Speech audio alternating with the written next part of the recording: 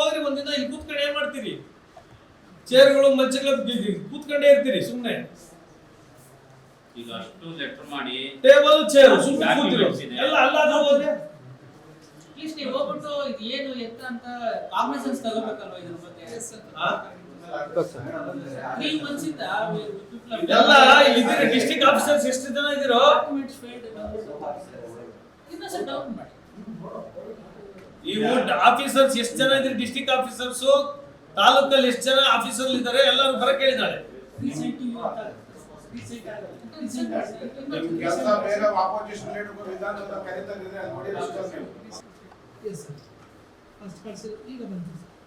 ಎಲ್ಲ ಇದೆ ಮೇಡಮ್, ನೀವು ಮನ್ಸು ಮಾಡಿ ಹೋಗ್ಬೇಕು. ಪ್ರೊಸೀಡಿಂಗ್ಸ್ ಆಗಿ ಇದ್ರಲ್ಲಿ ಏನ್ ಗೊತ್ತಾ, ಇದ್ರಲ್ಲಿ ದೊಡ್ಡ ಮಟ್ಟದ ದುಡ್ಡಿನ ವ್ಯವಹಾರ ನಡೀತಾ ಇದೆ ಇದ್ರಲ್ಲಿ ಮೇಡಮ್, ತಿಳ್ಕೊಳ್ಳಿ.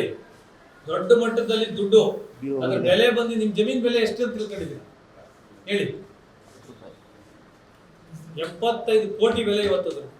75 crores.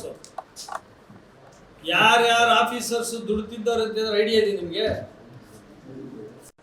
ಲ್ಯಾಂಡ್ ಬಗ್ಗೆ ಅವ್ರಿಗೆ ಗೊತ್ತಿದ್ವಿ ಕರ್ಸ್ಕೊಳ್ಳಿ. ಅಲ್ಲ ಆಫೀಸರ್ಸ್ಗೆ ಯಾವ ಲ್ಯಾಂಡ್ ಬಗ್ಗೆ ಯಾರು ಗೊತ್ತಿಲ್ಲ. ಯಾಕೆ ಡಿಲೇ ಮಾಡ್ತಾ ಇರೋದು? ಯಾರ ಲೀಗಲ್ ನಿಮ್ಗೆ ಒಬ್ಬ ಲಾಯರ್ನ ಇಟ್ಕೋಬೋದ? ನೀವು ಹೈರ್ ಮಾಡ್ಬೋದಾ? ಇನ್ನೇನಕ್ಕೆ ನೀವು ಲೀಗಲ್ ಹೈರ್ ಮಾಡಕ್ಕೆ ಅವಕಾಶನೂ ಇಲ್ಲ ಅಂದ್ರೆ ಏನ್ ಮಾಡ್ತೀರಿ? ನಿಮ್ಗೆ ಕಾನೂನು ಗೊತ್ತಿಲ್ಲ. ಕಾನೂನು ಸಲಹೆಗಾರ ಬರ್ಬೇಕಲ್ಲ.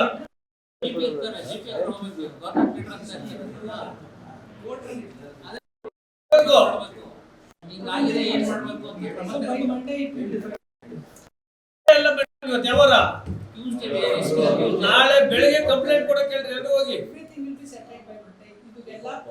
ನೀವು ನಾಳೆ ನಿಮ್ಮ ಆಫೀಸರ್ಸ್ ನಿಮ್ಗೆ ಇದ್ರಲ್ಲಿ ಎಷ್ಟು ಜನ ಇದ್ದೀರಿ? 3 ಕಾರ್ ಮಾಡ್ಕೊಂಡು ಆ ಜಾಗಕ್ಕೆ ಹೋಗಿ. ಒಂದು ಗೌರವ ಇರ್ತದೆ. ಫಸ್ಟ್ ಜಾಗ ಎಲ್ಲಿದೆ ಕೇಳ್ಕೊಳ್ಳಿ. ದಿಶಾಂಕ್ ಅಂತ ಒಂದು ಆ್ಯಪ್ ಇರುತ್ತೆ. ನಿಮ್ ಸರ್ವೆ ನಂಬರ್ಸ್ ಅದ್ರಲ್ಲಿ ಇರುತ್ತೆ. ನಿಮ್ ಸರ್ವೆ ನಂಬರ್ಸ್ ಇಲ್ಲಿ ಕೊಟ್ಟಿದ್ದೀನಿ. ಆ ದಿಶಾಂಕ ಅಲ್ಲಿ ಹೋಗಿ ನಿಂತ್ಕೊಂಡ್ರೆ ನೀವು ಎಲ್ಲಿ ನಿಂತಿದ್ದೀರಾ ಅಂತ ತೋರಿಸುತ್ತೆ. ಇಲ್ಲಿ ವಾಟ್ ಎಷ್ಟು ಇನ್ಪುಟ್ ಕೊಡ್ಬೇಕು ನಾವು ನಿಮ್ಮ ಜಮೀನು ಉಳಿಸೋದಕ್ಕೆ? ಇಷ್ಟೆಲ್ಲ ಜನ ಬಂದು ನಾವು ಇಷ್ಟೆಲ್ಲ ಪ್ರಯತ್ನ ಪಟ್ಟು ಇನ್ನ ಆಕ್ಟಿವ್ ಆಗ್ತಾರೆ. ಯಾಕೆ ಗೊತ್ತಾ? ಕಾಮನ್ ಆಗಿ ಎಲ್ಲರೂ ಒಂದೊಂದು ಪಿಟಿಷನ್ ಕೊಡೋರು ಇದನ್ನು ಅದೇ ತರ ಅಂತ ತಿಳ್ಕೊಂಡು ಒಂದ್ ಲೆಟರ್ ಹಾಕ್ಬಿಟ್ಟು ಕೈ ತೊಳ್ಕೊಂಡ್ಬಿಟ್ರು. ಈಗ ಇದು ಇಷ್ಟು ಸೀರಿಯಸ್ ಇದೆ ಅಂತ ಇವತ್ತೇ ಗೊತ್ತಾಗಿರೋದು. ಗ್ರಾವಿಟಿ ಎಷ್ಟಿದೆ ಅಂತ ತಿಳ್ಕೊಳ್ಳಿ. ಇವತ್ತಿಂದ ಶುರು. ಈಗ ನೀವು ಇದನ್ನ ಮಾಡಿಲ್ಲ ಅಂದ್ರೆ ನೀವು ಕೂಡ ಶಾಮಿಲ್ ಆದಂಗೆ ಆಗುತ್ತೆ. ಎಲ್ಲರೂ ಸುಮ್ಮನೆ ಈ ಸ್ಕೂಲ್ ಜಮೀನು ಗೊತ್ತಿದ್ದು ಸುಮ್ಮನೆ ಏನು ಮಾಡ್ತಾ ಇಲ್ಲ ಅಂದ್ರೆ ಎಲ್ಲರೂ ಶಾಮಿಲ್ ಆಗಿದ್ದಾರೆ, ದೊಡ್ಡ ಮಟ್ಟದಲ್ಲಿ ದುಡ್ಡು ತಿಂದಿದ್ದಾರೆ ಅಂತ ಲೆಕ್ಕ. ಪ್ರೆಸ್ಯೂಮ್ಡ್ ಅಲ್ಲ. ನಿಮ್ಗೆ ನಾವು 3 ತಿಂಗಳು ಕೊಟ್ಟು ಅರ್ಜಿ ಕೊಟ್ಟಿಲ್ಲ ಅಂದ್ರೆ we presume that you might be committed to something else ಅಂತ. We are not telling that, but it is presumed. We presume ನಮ್ಗೆ ಕಾಣಿಸುತ್ತೆ. We presume that BO is involved in this. We presume police department is involved in this. We presume some of the revenue department officers are involved in this. What else should we presume?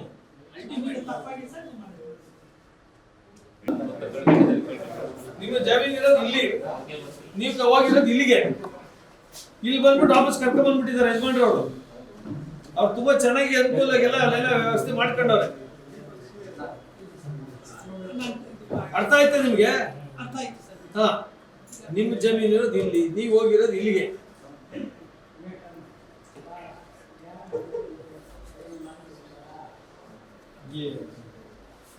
Education department ಅವರು ನೀವು educateds ಇರ್ಬೇಕು, ಇಲ್ಲಿ ತಿಳ್ಕೊಳ್ರಿ ಇರ್ಬೇಕು. ಎಷ್ಟು ದಾರಿಗಳಿವೆ ಗೊತ್ತಿದೆ ನಿಮ್ಮ ಜಮೀನು ಒಳಗಡೆ ಹೋಗೋದು? 1 2 3 4 5 6 7 8 ಇದೆ. ನೀವು ಇಲ್ಲಿ ಮೇನ್ ರೋಡ್ ಕಾರಲ್ಲಿ ಬಂದಿರ್ತೀರ, ವಾಪಸ್ ಹೊರಟೋಗಿದ್ದೀರಿ. ನೀವು ಕಳಿಸಿ ನೋಡಿ ಮೇಡಮ್, ಈ ಮ್ಯಾಪ್ ಕಳಿಸಿದೀವಿ. ಮ್ಯಾಪ್ ಕೂಡ ಕಳಿಸಿದೀವಿ. ಈಗ ಎಲ್ಲೋ ಇರೋದು ಸ್ಕೂಲ್ ಸಿಗಬೇಕಾದ ಜಮೀನು ಗವರ್ನರ್ ಅವ್ರ ಹೆಸರಲ್ಲಿದೆ. ಈಗ ನಾವ್ ಇಷ್ಟು ವರ್ಕ್ ಮಾಡ್ಬೇಕಾ? ನಿಮ್ಗೆ ಮ್ಯಾಪೇ ಬಂದಿದೆ ಬಿಡಿ, ಕಳಿಸಿದೆ ನೋಡಿ, ಬಂದಿದೆ. ಎಲ್ಲ ಕಳಿಸಿದೀವಿ. ನೀವು ನಮ್ಮದು ಅಂತ ಒಂದು ಹೇಳಿದ್ರೆ ಸಾಕು, ಇಡೀ ದೇಶ ಎಲ್ಲ ನಿಮ್ ಜೊತೆ ನಿಂತ್ಕೋತಾರೆ. ನಮ್ದಲ್ಲ ಅಂತಿದ್ದೀರಿ, ಅದಕ್ಕೆ ಕಾರಣ ಏನೋ ಗೊತ್ತಿಲ್ಲ. ನಮಗೆ ಬೇಡ ಅಂತೀರಿ, ಅದಕ್ಕೆ ಕಾರಣ ಏನೋ ಗೊತ್ತಿಲ್ಲ. BO ಅವರಂತೂ ನಮ್ಗೆ ಬೇಡ ಅಂತ ಬಂದ್ಬಿಟ್ಟವ್ರೆ. ಇದುವರೆಗೆ ಕಂಪ್ಲೇಂಟ್ ಕೊಡ್ಬೇಕಲ್ವ ಹೋಗಿ, ಯಾಕೆ ಅದೆಲ್ಲ ಮಾಡ್ತಾ ಇಲ್ಲ ಅಂತ ಏನಕ್ಕೆ ಮಾಡ್ತಾ ಇಲ್ಲ ಅನ್ನೋದು. 3 ತಿಂಗಳು ನಾವು ಕಂಪ್ಲೇಂಟ್ ಕೊಟ್ಟಾದ್ಮೇಲೆ ಅದನ್ನ ಡಸ್ಟ್ಬಿನ್ ಹಾಕ್ಬಿಟ್ಟು MP ಅವ್ರು ಬಂದು ಕೊಟ್ಟಿದ್ದಾರೆ. ಏನ್ ಆಕ್ಷನ್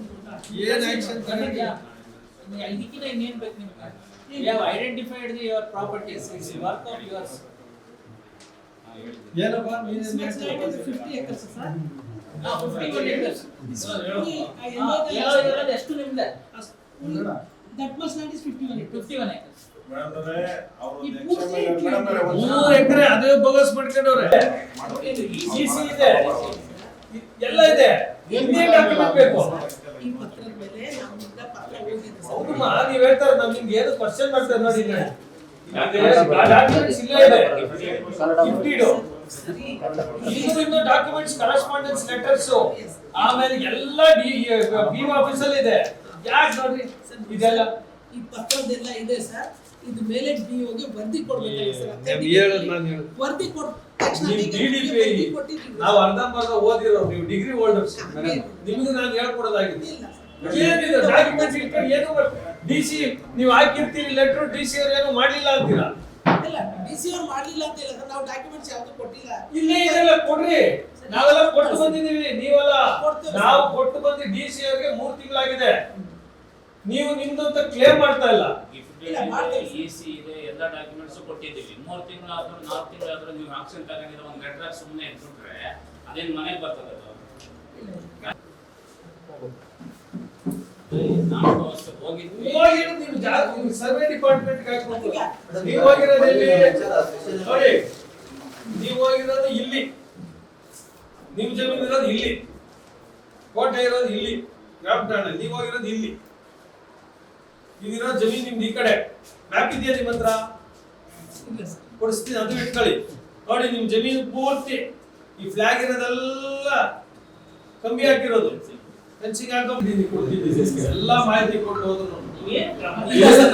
Actually, madam was ಇನ್ನ ಸೇಲ್ ಇಟ್ಟಿಲ್ಲ, ಸೇಲ್ ಇಲ್ಲ ಅಂತ ಏನಿದೆ ನೀವು Three months ಇಂದ ಏನು progress ಆಗಿಲ್ವಾ? ಅಟೆಂಡ್ ಮಾಡ್ತಾರೆ ಸರ್. ಎಲ್ಲ ಅವ್ರು ಮಾಡ್ಕೊಂಡ್ಮೇಲ ನೋಡಿ ಪೊಲೀಸ್ ಹೋಗಿ ಕಾಂಪೌಂಡ್ ಹಾಕ್ಸ್ತಾರೆ ಅಂತಿದ್ದೆ. ಇವೆಲ್ಲ ಕೊಡ್ಲಿಲ್ಲ ಅಂದ್ರೆ ನೋಡಿ ಇಲ್ಲ ಸರ್, ಕೊಡ್ತೇವೆ ಇಲ್ಲಿ ಸರ್. ಕೇಳಿ ಮೇಡಮ್ ಅಂದ್ರೆ 2/7ಕ್ಕೆ ಇದು ನಿಮಗೆ ನೋಟಿಸ್ ಬರ್ತದೆ. ನೀವು ಯೋಗ ಆನ್ಸರ್ ಬಿಫೋರ್ ದ ಉಪದೋಟ Submit it, sir.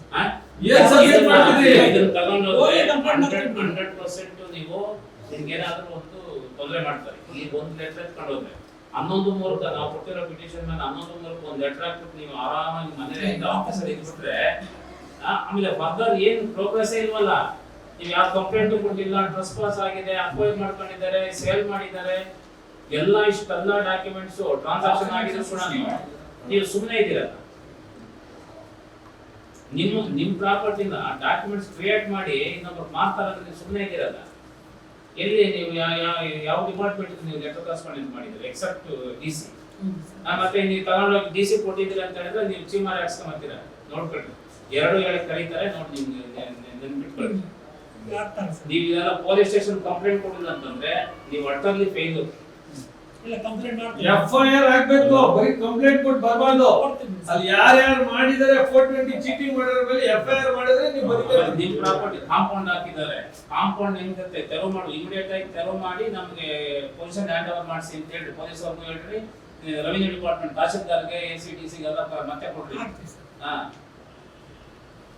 ನೀವು ಕೇಳ್ರಿ, ನಾವು ಮಾತಾಡಿದ್ದೇನು ಲೆಕ್ಕಲ್ಲ, ಅವ್ರನ್ನ ಕೇಳ್ರಿ ಏನು ಅಂತ. ಸರ್ ಹೇಳಿದ ಅರ್ಥ ಆಯ್ತು ಸರ್.